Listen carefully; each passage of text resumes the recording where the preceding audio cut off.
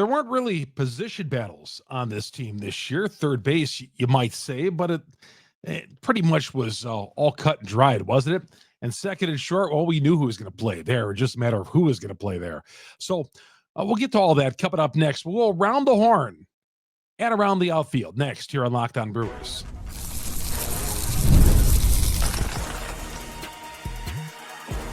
You are Locked On Brewers, your daily Milwaukee Brewers podcast. Part of the Locked On Podcast Network, your team every day. 1 week away, and it couldn't come soon enough. Man, it's been a long offseason in the sense that the Brewers really was not a very busy offseason. It was kind of a dead offseason. It was an uneventful, except for the moves the Brewers made early when they found out that, well, they knew Adames was eventually leaving. So that was not even news. But the Devin Williams move, that happened, I want to say, late November, early December, and there was no surprise. Unfortunately, the biggest news the Brewers made in the offseason, the death of Bob Uecker, which will be well celebrated. The life of Bob Uecker will be well celebrated on opening day coming up a week from Monday. But other than the moves that happened with Adames and the move that trading Devin Williams, everybody knew that Devin Williams was going to get traded.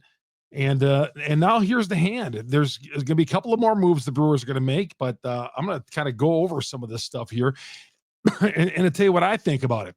Hi, everybody. Chuck Freeman, Locked On Brewers, part of the Locked On Podcast Network. We are your team every day.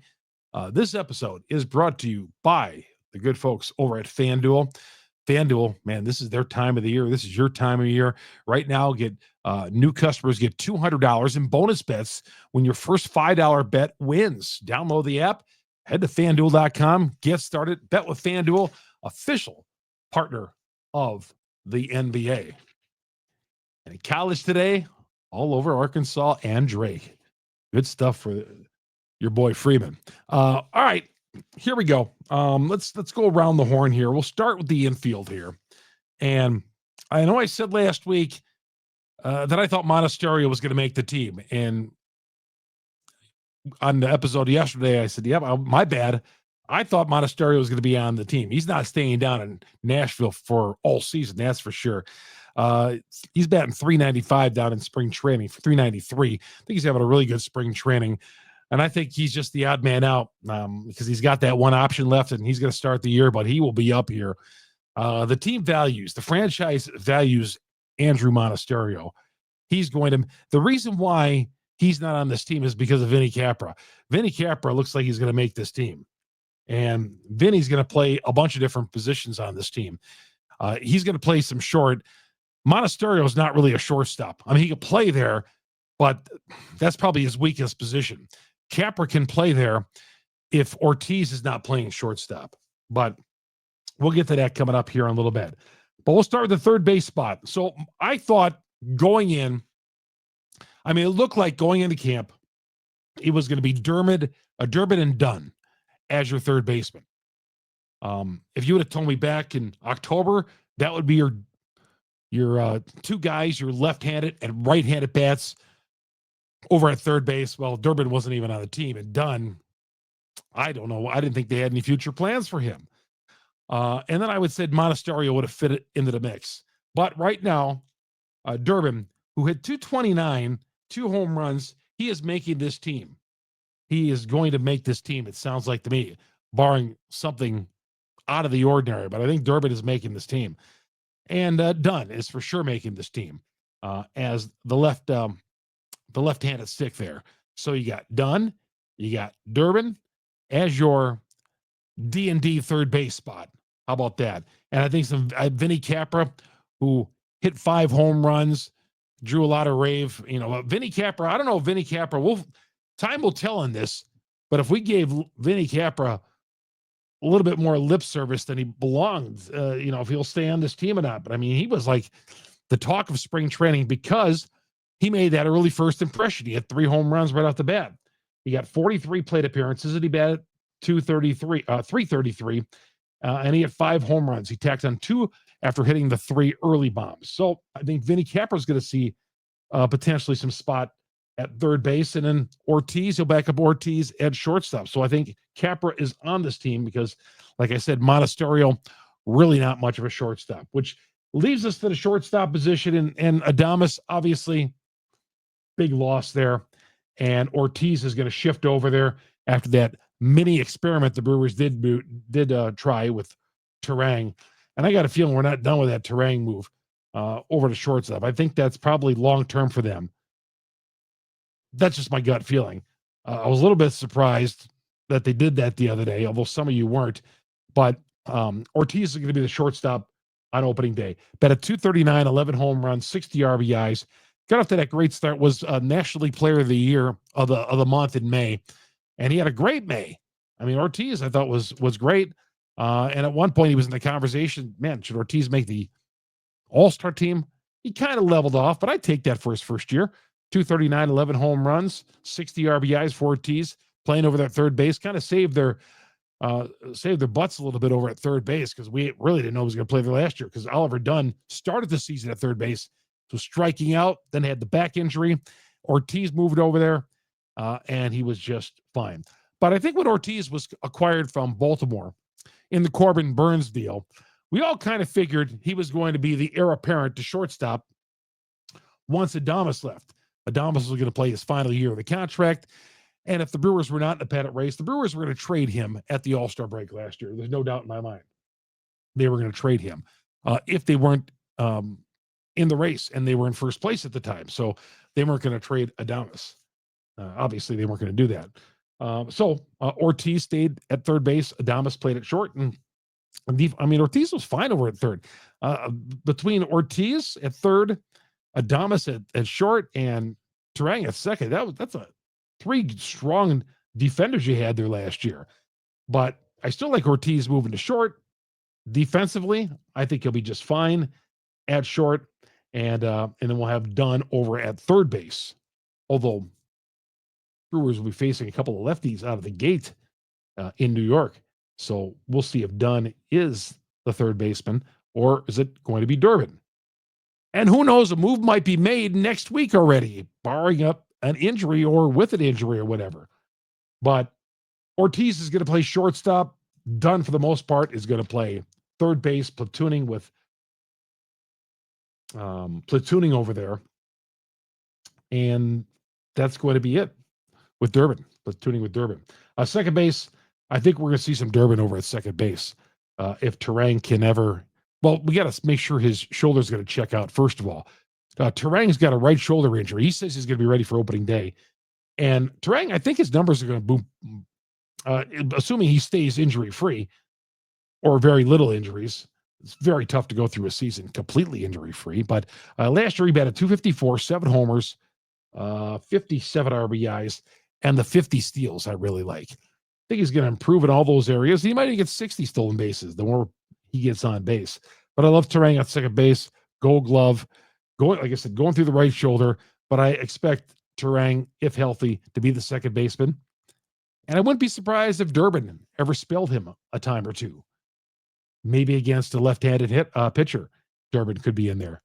But that's up to Durbin, too. I mean, he's got to hit better than he has so far in spring training. Durbin's got a great opportunity right now. It's up to him on where he goes with it. But Terang, obviously, everyday second baseman, and I'm expecting a little bump up in all numbers for him. Not necessarily the home runs, the 7 home runs. Oh, that would be nice.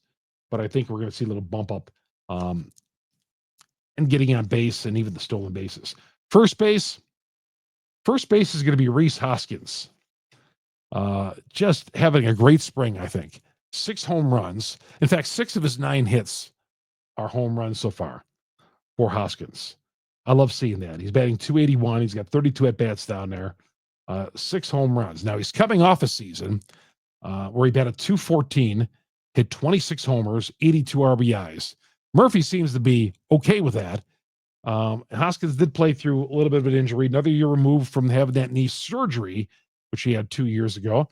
And I think Hoskins is going to be the team leader in home runs in this team. I think if he does stay healthy, 35 home runs, maybe more for Hoskins. Career year, I think he's going to have a contract year. So let's get the most out of Rhys Hoskins this year. Who's going to spell him over at first base? I think there's going to be times when Hoskins is going to be the DH. I want to see him in his bat in the lineup every day, but he's not going to be playing first base every day. I think Canna will spell him at first base from time to time. And I think Canna, who's yet to be told if he's made the team, I think Canna will play some first base.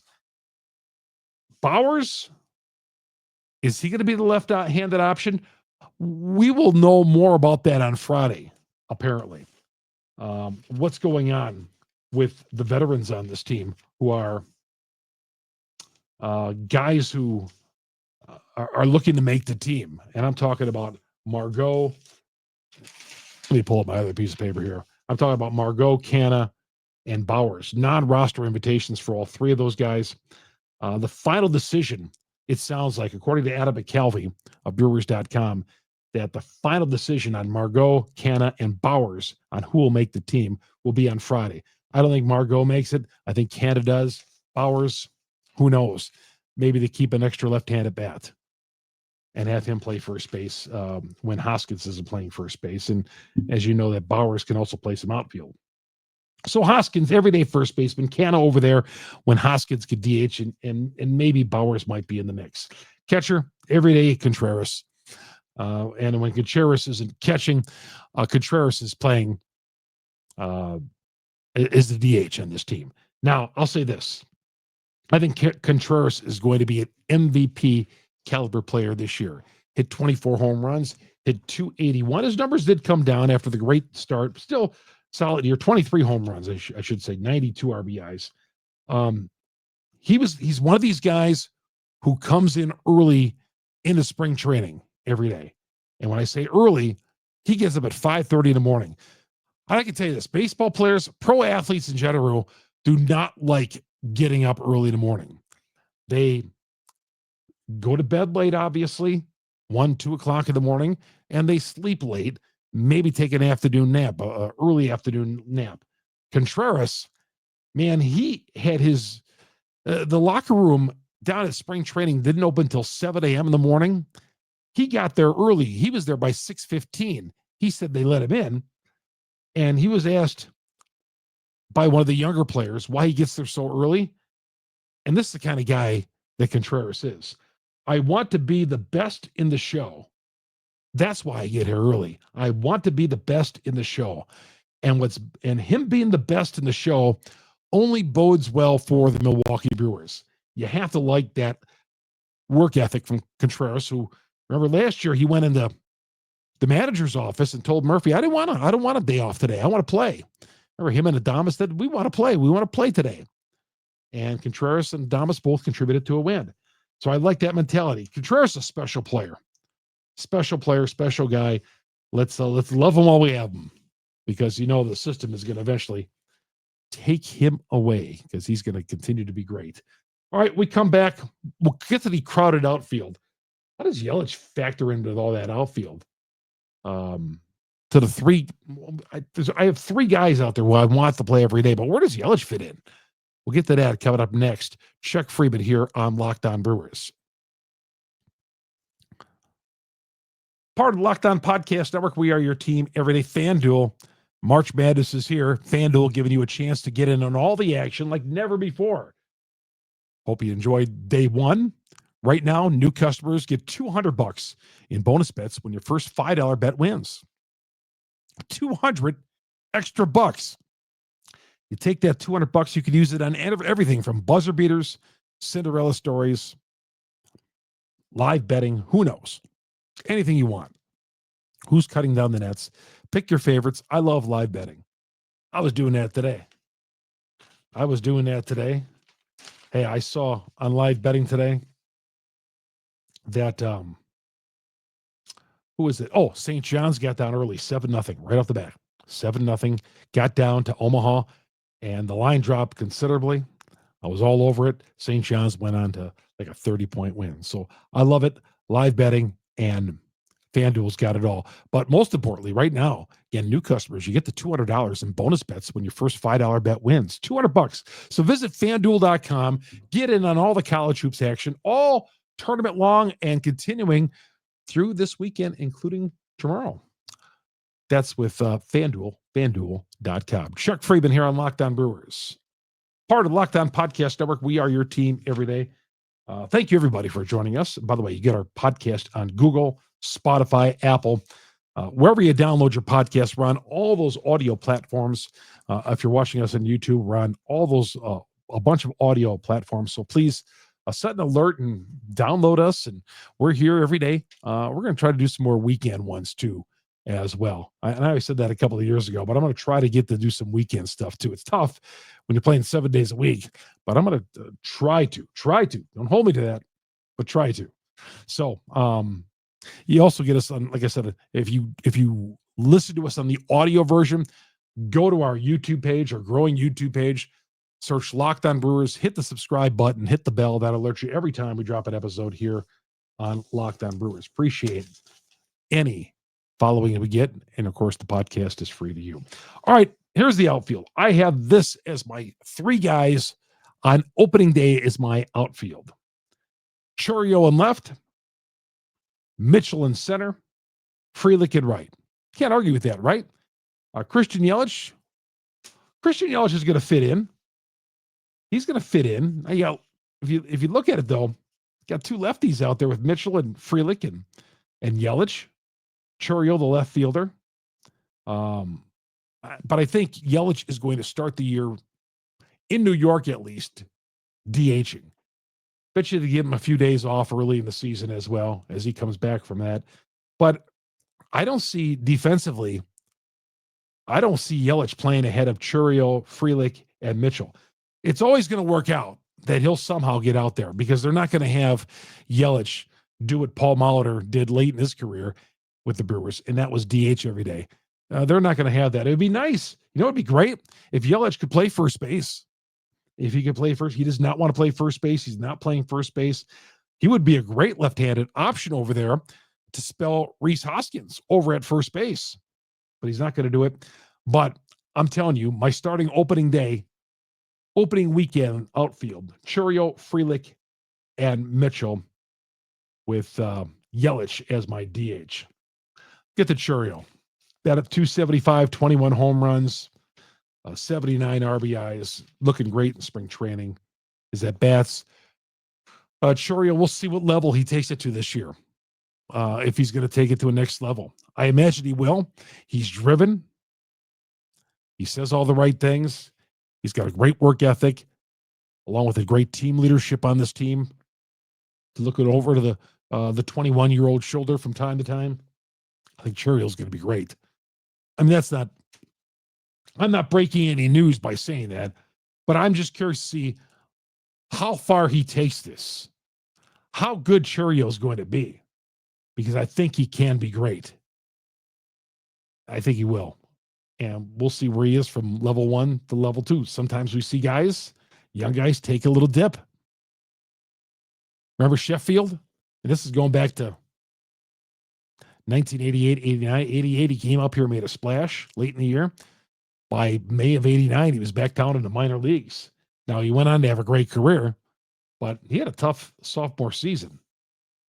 Although Chourio, unlike Sheffield, teammates love Chourio in that Brewer locker room. Sheffield on the 89 Brewers, not so much. But Chourio, let's see what he does. And again, 21 years old, let's leave him be. Center field, Mitchell. Mitchell so far in spring training is batting 263, 10 of 38 with 1 home run so far. Last year, 255 and 196 at-bats. So if you pan that out, he should be a 20 home run guy, right? I mean, you figure if he gets 500 at-bats, I mean, if he stays healthy, and he hasn't been close to that yet, but he batted 255. If you can get 400 to 500 at-bats out of him with his speed and his combination of speed and power, and I love him defensively as well, I think you're real good with Mitchell out there. Let's ride him out. Let's hope he stays healthy. But I love Garrett Mitchell. I think this is going to be a big breakout year for Garrett Mitchell in center field. Right field, Sal Frelick. We already know the Gold Glove that he brings. And his numbers in spring training, he's batting 359. It looks like there's a little bit more smack when he barrels up to the ball. Just watching him at the plate, feel like and maybe just because I know he's put on the 25 pounds, feel like there's a little bit of extra noise in his bat at spring training. We'll see how that translates. Last year he had 259, 2 home runs. He's going to hit more than 2 home runs this year. Again, I don't want the warning track power. He's got 2 home runs already in spring training. So I think Frelick, he's going to play that great defense for you out there. And, hopefully he continues to get, I think, production wise, offensively, he's got to be better than 255 and 2 home runs, right? He's got to be better than that offensively. Perkins, who's injured. But Perkins is going to bring the Gold Glove type outfield as well, even though he didn't win a Gold Glove, but he's a Gold Glove type fielder. We know he can rob home runs at the plate. Not great at the plate, but as a 4th outfielder, you take Perkins on your team, of course. And the price is right with Perkins. The price is right with Perkins. So that 5-man outfield, Churio, Frelick, Mitchell, Perkins, and Yelich. Best defensive outfield in baseball. There is no doubt. Best defensive outfield in baseball. All 5 of those guys can play their positions. Churio's going to get better defensively as well. And he wasn't bad last year, but I think he could even take his glove to a next level as well. We'll see. All right, the DH role. What's going to happen with the DH role with the Milwaukee Brewers? We'll get to that coming up next. Chuck Freeman here on Locked On Brewers. Hey guys, we got a great new sponsor here on Locked On Brewers. It's called Upwork. Scaling your business requires the right expertise at the right time. With Upwork, you can find specialized freelancers in marketing, developing, design, and more experts who will help you take your business to the next level. Upwork gives businesses flexibility, connecting them with top freelance talent all across the country. IT, AI, web development, marketing, whether you need extra hands for a project for a long-term partner, Upwork makes hiring simple and affordable. They find the right talent for you. Upwork can connect you with a freelance expert who delivers incredible results. Fast and easy hiring, cost-effective growth. Instead of hiring full-time, Upwork finds affordable top-tier freelancers to scale your business efficiently. So go to upwork.com, upwork.com, upwork.com, upwork.com. Post your job for free. Post your job for free on there, and you'll connect with top talent and grow your business today. Chuck Freeman here on Locked On Brewers. And down the stretch we come. Down the stretch we come with this team. But just when I go through these positions, I'm just thinking, man, I do really like this team to repeat again this year. If they stay healthy, I really do. I think it's going to be another fun year with these guys. I think we got the right manager for this team. I'm disappointed that they didn't add a bat at third base, but that's not going to temper my enthusiasm for the 2025 season. I think at the DH role, I think you'll see Yelich, Contreras, Hoskins, and Canna rotate. I think Canna makes this team. Again, we'll find out Friday. I was wrong on Monasterio. First to admit that, but I think it's going to be Canna, Yelich, Contreras when he's not catching, and Hoskins. And by the way, Haas will be the backup catcher. Haas, who was the spring training star last year. Just hope he has a better year throwing guys out on the base paths. All right, everybody. Hey, thanks for making us your first listen to every day on Locked On Brewers. And we're going to be here every day. We have been here every day, but we're going to be here every day during the baseball season, usually late night, where we're capping the game late night. So we drop it overnight. Some of you guys catch us at 1 o'clock in the morning. I cover the games on a regular basis. So, I'm down in the locker room. I'm at the press conferences and all that. So when I wrap that up, I come home, record the podcast, Usually it's there for you in the morning. Some of you guys work overnight. I've heard some of you guys listen to this podcast at 2 or 3 o'clock in the morning, which is great whenever you want to use it. But sometimes we drop overnight here on Locked On Brewers.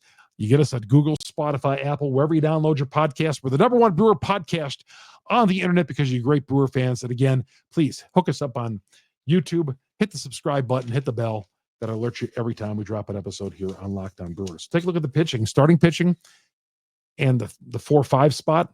And if the Brewers make any moves, we anticipate they might make some moves tomorrow, especially with those non-roster invitees that we talked about. And we'll have it all tomorrow, probably late tomorrow afternoon, right during March Madness. We'll be talking about all that. So it's going to do it. My name is Chuck Freeman, Locked On Brewers, part of Locked On Podcast Network. We are your team every day. So long, everybody.